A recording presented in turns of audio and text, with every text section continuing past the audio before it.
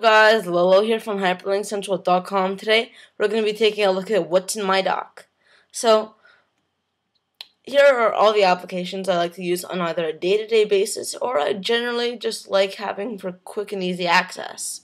Let's start off with obviously Finder, because Finder is obviously the basis of all the desktop and all of a lot of key elements in the operating system. So it's one of those main apps that isn't closable, and if it is closed, you're going to lose a lot of functionality, kind of like Explorer for Windows. It is, of course, also a file organizer and finder, which is the source of its name.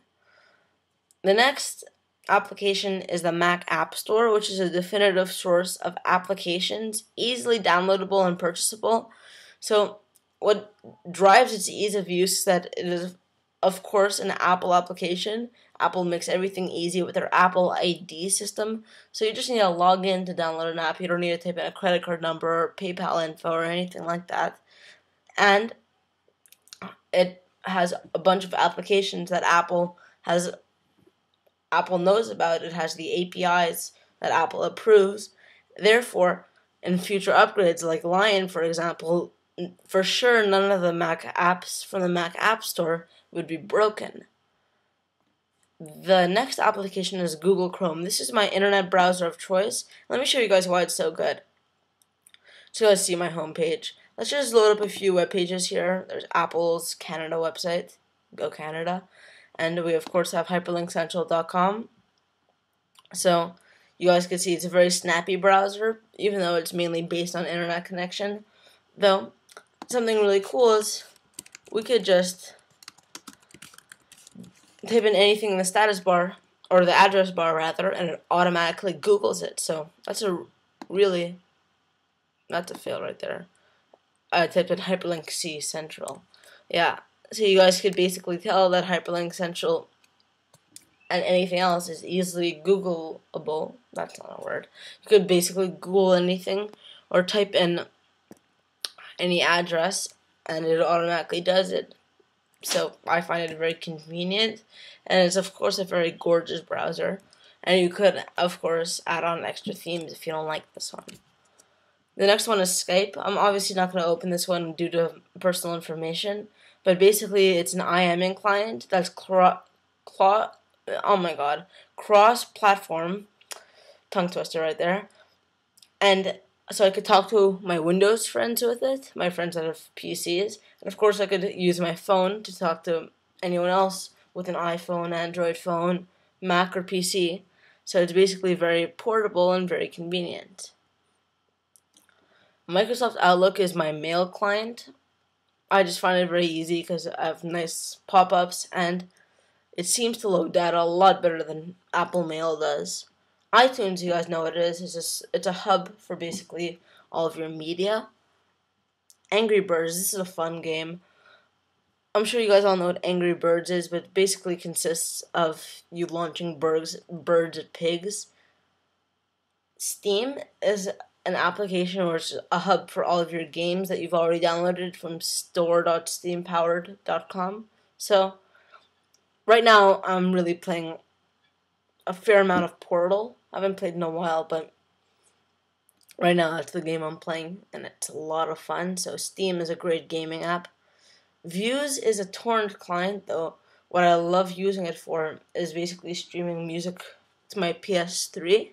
So that's a really, really nice add-on. FaceTime, of course, can't open either, but what it does is it lets me FaceTime video chat with people, other people's Macs, and other people's iPhones, and iPod Touches, and of course iPad 2s. iMovie is what I use to edit. First Class is just a mail client for schools and businesses.